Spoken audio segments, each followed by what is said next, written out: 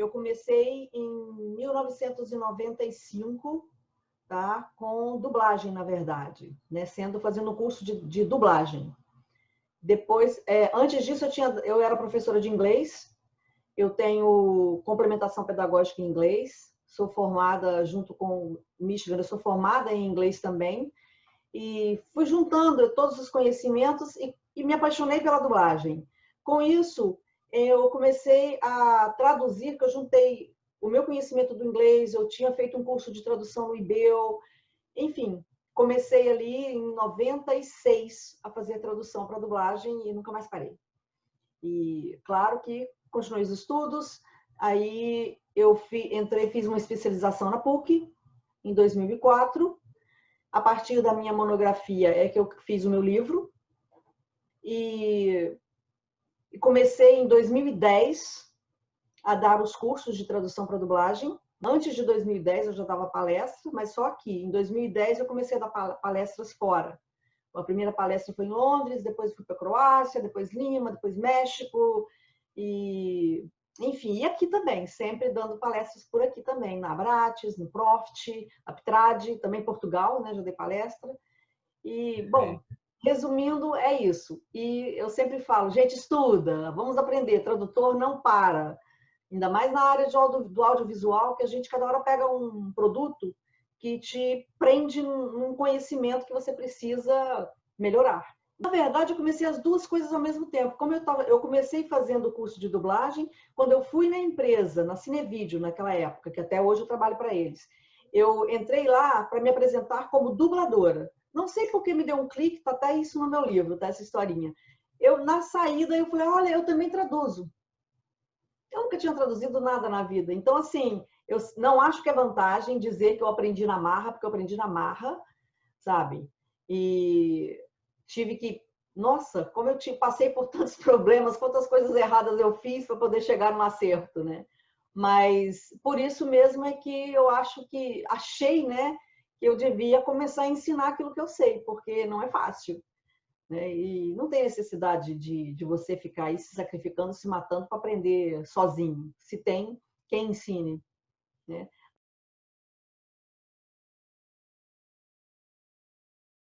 Era um filme sobre nazismo. E aquilo me pegou muito, eu chorava muito fazendo a tradução, porque até hoje eu não gosto de filme de guerra, eu não gosto de filmes assim, mas a gente traduz, né? E esse primeiro filme que eu peguei era um filme sobre o nazismo e eu entrei em contato com o diretor lá, com a empresa, e o diretor me escalou. Então, ao mesmo tempo que foi a minha primeira tradução, foi a minha primeira dublagem. Eu fiz uma coisa pequenininha, né? Mas então foi tudo junto. E eu me lembro que eu tive que pegar o ônibus, porque eu moro aqui na Barra, eu peguei o ônibus e fui, e o ônibus parou na praia de Botafogo. Né? Eu dei burrice. E eu tive que caminhar da praia de Botafogo até a Rua da Matriz. E eu olhava no relógio e pensava, meu Deus, não vai dar tempo, não vai dar tempo. E eu saí correndo. Eu nunca corri tanto para chegar a tempo. Então, assim, isso me marcou muito. Ou seja, meu primeiro trabalho, minha primeira dublagem, e com medo de ser o meu primeiro atraso. Mas deu tudo certo, eu não cheguei atrasada e fiz minha dublagem direitinho. Nas aulas da senhora, nas palestras, é comum as pessoas, né, o público, confundir tradutor com dublador? É a coisa mais comum do mundo. Quando eu falo que eu sou tradutora, sou tradutora de dublagem, a primeira pergunta é: qual é a voz que você faz? Quem você dubla? Eu falo: não, calma. Por coincidência, eu faço as duas coisas. Eu sou tradutora e dubladora. Mas são coisas totalmente diferentes, entendeu? Embora eu pegue os meus alunos, agora não por causa da pandemia, né? O ano passado eu não pude fazer, eu dou um curso, é um workshop, tá? É só um dia, um sábado, geralmente. Dentro de um estúdio, eu dou um curso de dublagem para tradutores. Ou seja, eu pego os tradutores, coloco eles dentro do estúdio para eles sentirem na pele o que o dublador sente, entendeu? Todo conhecimento que você tem é importante para o seu currículo. É claro que se você manda um currículo para uma empresa de dublagem, ela vai ver que você tem uma formação, você é formado em letras. Opa, já tem um diferencial aí que já sabe mais português, né? Pode ser letra, pode ser espanhol, pode ser inglês, não importa. Tudo bem, mas o fato de você ter uma formação em letras não quer dizer que você vai ser o melhor tradutor do mundo. Por que não? Porque para você ser tradutor, você tem que fazer um curso de tradução.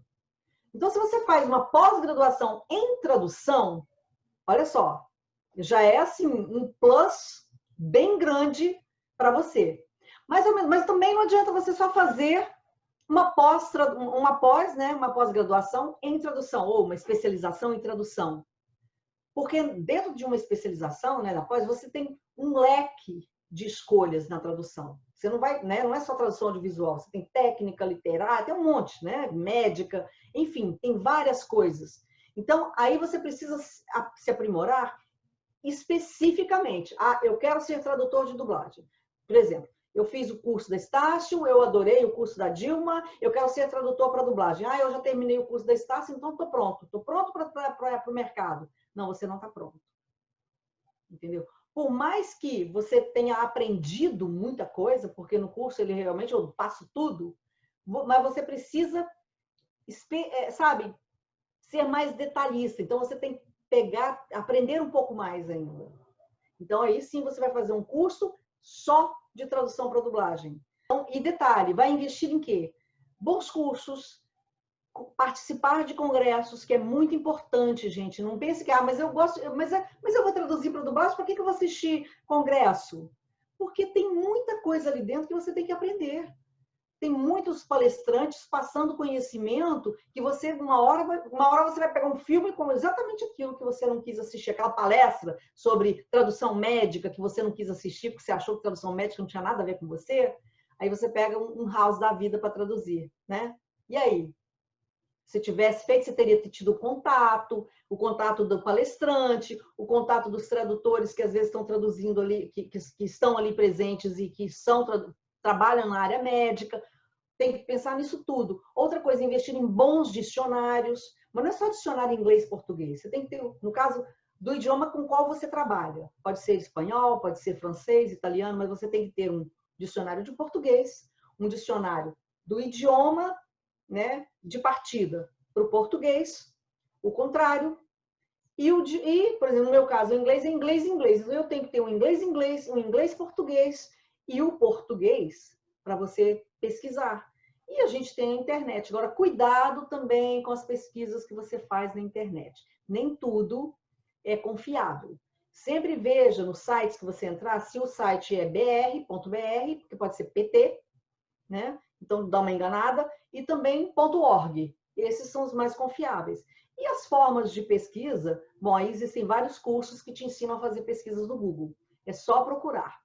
Quer bons cursos? Mas dá uma olhadinha no histórico do professor antes. Não vai fazendo qualquer curso assim, não. Ah, eu gostei porque vende uma propaganda legal, entendeu? Fala que você vai traduzir as coisas que você adora. Eu sempre falo, olha, se chegam para você e falam, quer ser um tradutor de dublagem e começar a traduzir as suas séries favoritas, tá te vendendo propaganda enganosa. Por quê? Porque a sua série favorita, ela já foi dublada, ela já foi traduzida. Então, você não vai pegar a sua série favorita. Você pode pegar uma série que pode se tornar uma série sua favorita. Foi o que aconteceu comigo com Game of Thrones. Eu tinha a mínima ideia de que eu ia pegar a série. Ah, eu vou ter uma série aqui para você e tal, pode fazer? Ah, vou fazer. Entendeu? Eu nem sabia que existia o livro. Nossa, foi uma trabalheira. Ou série difícil de traduzir. Entendeu? Aí sim, mas eu me encantei. Aí a coisa melhor do mundo é quando você faz um trabalho que você gosta. Da mesma forma da legenda, o tradutor audiovisual ele vai receber o material como? Para trabalhar, ele precisa, no mínimo, ele precisa de ter o vídeo. Porque às vezes você pode fazer uma tradução sem o script. É mais difícil, é mais complicado, leva mais tempo. Eu, pessoalmente, não gosto. Eu prefiro ter o script ali para me ajudar. Então, geralmente, uma empresa de dublagem, ela manda para você o script, né, original e manda para você o vídeo. Nesse vídeo, existe um time code, um reloginho marcando a hora, os minutos e os segundos. Às vezes vem até também com os frames, que para a gente não interessa, porque para um dublador, o que interessa são os minutos e os segundos. Na verdade, mais ainda os segundos, para ele saber a hora de entrar na fala. Os frames para a gente não interessa, interessa para quem faz legendagem. Mas a gente precisa desse timecode na tela. Primeiro, para a gente fazer algumas marcações de tempo, e segundo, porque exatamente o vídeo que você vê na sua tradução vai estar dentro do estúdio também. Então, na hora de dublar, o dublador tem que saber exatamente onde vai entrar. Então, ele olha o segundo. É o mais importante para ele saber, naquele segundo que eu tenho que entrar. Né? Então, primeira coisa que você tem que fazer, você vai analisar esse produto. Faz sempre isso, sabe? Eu sempre recomendo, por favor, receber o material, faça uma revisão do material. Para que isso, Dilma? Não faz o menor sentido, né? Fala assim, não, olha o material. Mas eu tô com um prazo enorme, eu tenho 10 dias para fazer. É coisa rara, tá? Acontecer 10 dias, mas acontece. Aí você deixa para ver o material próximo à data que você tem que entregar. Só que o material está incompleto, o script veio errado, sabe? Às vezes você vai traduzir uma série, veio o script de um e o vídeo do outro. Se você vai traduzir um filme, o filme pode ser incompleto, o script pode estar incompleto, faltando muitas falas, faltando cenas e tudo mais. Então, a primeira coisa que você, não importa o prazo, a primeira coisa que você tem que fazer é analisar o produto. Porque a empresa não faz essa análise antes de mandar para você. Eles não sabem do que se trata. Eles têm ali o título do filme, olha, tá aqui, vou supor um filme, né? Tá aqui o filme, tá aqui o material, e você tem que se preocupar com tudo. E tem dúvidas? Primeira coisa que você tem que fazer também é entrar em contato com a empresa. Tira todas as suas dúvidas primeiro. Defina ou conceitua novamente o que para o público. É quem fala, onde fala, quando fala. Quem fala? Você, quando pega um personagem, você está assistindo, você vai ver o personagem, ele pode ser um idoso, ele pode ser um adolescente, ele pode ser uma criança. Então, você tem que analisar a fala daquele personagem. Ele fala rápido, ele fala lento, ele fala errado, ele tem sotaque. Tem 1000 coisas que você tem que analisar ali. Então, esse é o quem. Quem fala. Depois você tem o que significa onde. O local em que o personagem fala também influencia na forma em que você vai escolher a sua tradução. Ele pode estar... eu dou sempre um exemplo do advogado. Ele está no tribunal. Ele vai falar com o juiz de uma forma.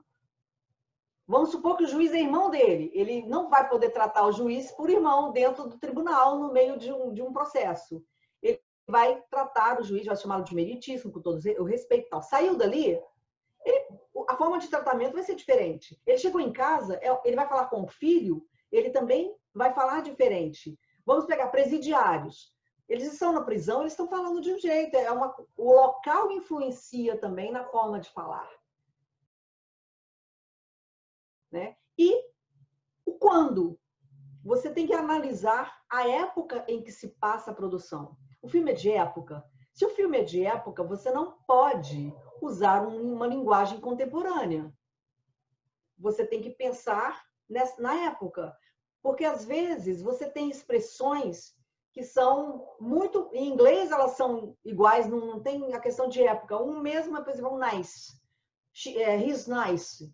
Se eu falo he's nice, se a gente for falar que ele é gente boa, ele é legal, né? Gente fina, isso é contemporâneo. Agora, você pega um filme do século XVIII, XVI, vai existir a mulher pode falar he's nice. Aí você vai botar ele é legal? Não cabe. Você pode falar que ele é gentil. Então, o quando influencia também na sua tradução. Um filme bíblico, você tem que escolher as suas palavras também. Né? Ou digo, o filme do século XVI, do século XVIII, por aí, e o filme contemporâneo. Os anos 40 também, você tem que pensar nas gírias, nas expressões idiomáticas da época. Você não pode misturar. Então, você tem que sempre analisar a época que você está fazendo aquele trabalho, né?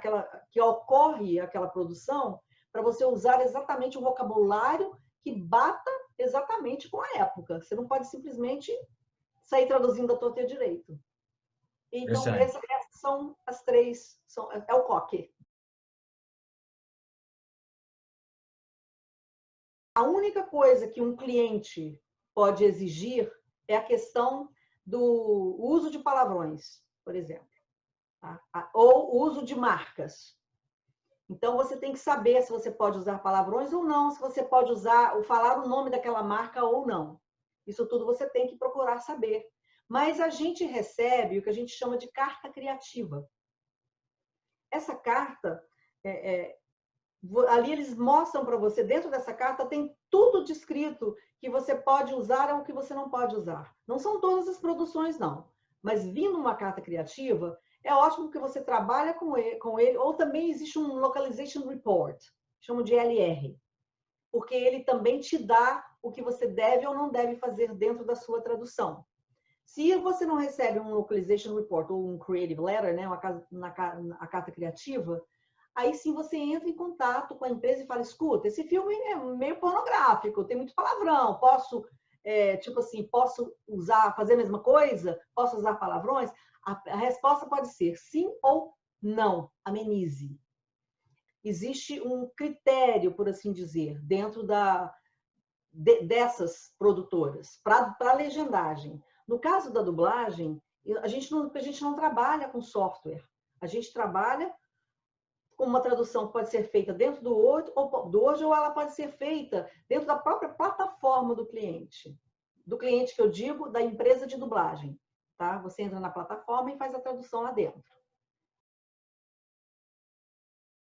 O principal mercado de trabalho hoje para o tradutor de dublagem seria as grandes produtoras, TV e streaming, plataformas de streaming? A sua pergunta é até interessante porque existe uma coisa que as pessoas se enganam muito.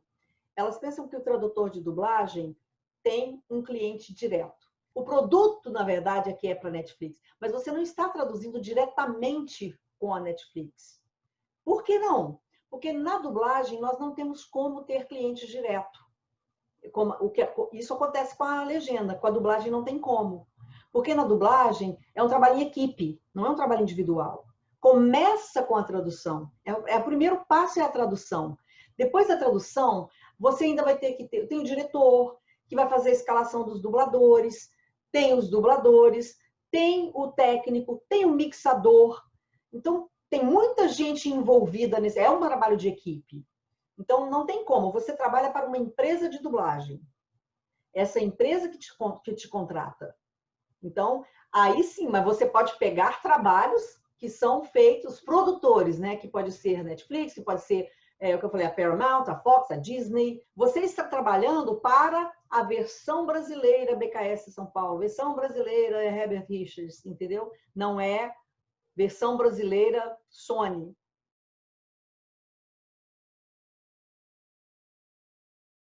Mas tem profissional suficiente para atender a demanda? Tem muito trabalho. Nossa, como tem trabalho, sabe? Tudo, né? Eu repetindo mais 1000 vezes, né? Tudo é dublado hoje em dia. E para ser dublado precisa ser traduzido. Agora, o que falta é tradutor competente. Isso falta no mercado. Qual a dica para entrar no mercado? Ter um bom tradutor, gostar do que faz. Porque às vezes você fala assim, vou começar a traduzir porque eu quero ganhar dinheiro. Olha, milionário você não vai ficar, sabe? Não vai.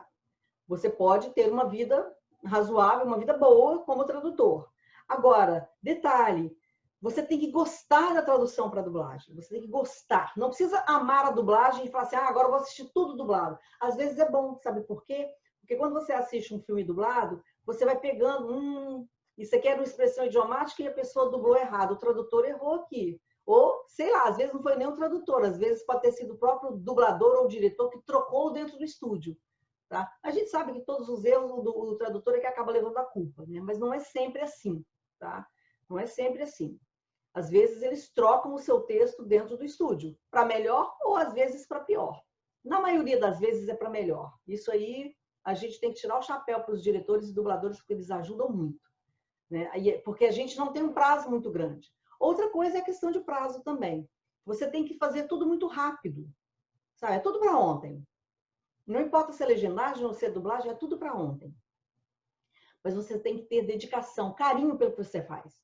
Eu penso sempre assim, tem que ter amor. Eu faço não é só pelo dinheiro, eu faço porque eu gosto e, é claro, pelo dinheiro, porque ninguém quer trabalhar de graça.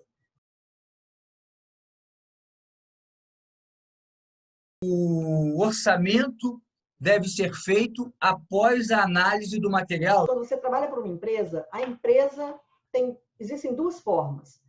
Ele pode entrar em contato com você antes de passar um trabalho para você e perguntar quanto você cobra o minuto. Tem isso. Geralmente, eu falo, antes de eu falar o valor que eu cobro, eu pergunto quanto vocês estão pagando. Entendeu? Se aquele valor que eles estão pagando está dentro do meu valor também, eu falo, é exatamente o que eu cobro, é isso que eu cobro, ótimo. Se for mais do que eu cobro, melhor ainda. Agora, se for muito abaixo do meu valor, eu falo, olha, aí eu falo, o meu valor é X. Querem fazer? Ah, não, está muito alto. Aí eu falo, sinto muito, aí eu não aceito, porque eu vou deixar de pegar um trabalho para pegar por um valor, né? Vou pegar um trabalho com um valor muito baixo e deixo de pegar um valor, então um outro trabalho que pode vir do valor que eu recebo geralmente, que eu cobro geralmente. Então, mas cada empresa de dublagem tem um valor. Tá? Esse valor pode variar de R$5 a R$10, R$12. Depende muito da empresa e pode ser Rio, São Paulo, tem uma diferença grande. Agora, dentro desse valor que você fecha com o cliente, tá, fechou. Aí ele manda o material para você. Aí é aquela análise que você vai fazer. Você analisou o material, tá legal? Tá com todas as falas principais? Isso a gente considera completo. Faltam falas principais, faltam algumas cenas, faltam algumas frases e tal. Ele é incompleto. Antes de você começar a traduzir, entre em contato com a empresa e fale, olha, eu vi o material e ele está incompleto. Então, aquele valor que eu cobrei, né, o que a gente negociou, é um valor para o script completo. Ele está incompleto, então tem um acréscimo de 30%. Você pode até jogar 50%, 30%, 50%. Que seria o ideal. O ideal 50% a mais. Ah, a gente não pode pagar. A gente pergunta quanto vocês podem pagar então. Ah, não podemos pagar mais. Aí você decide, faz ou não faz por aquele mesmo valor. Né? A gente não posso dizer assim, não, você não pode fazer, não pode aceitar. Não, cada um tem uma necessidade. Né? Mas existe essa negociação, sim, que muita gente não sabe que tem. Depois que você negociou, que você fechou isso com o cliente, aí sim você vai começar o processo da tradução, analisando tudo aquilo que eu ensino. Né? A questão dos sincronismos, que são 3 sincronismos, e a questão do que é o quê. Esse método que é o quê, né? Que eu ensino sempre também. E aí, terminou a tradução, faz uma tradução o melhor possível, né? Que é muito importante, e entrega.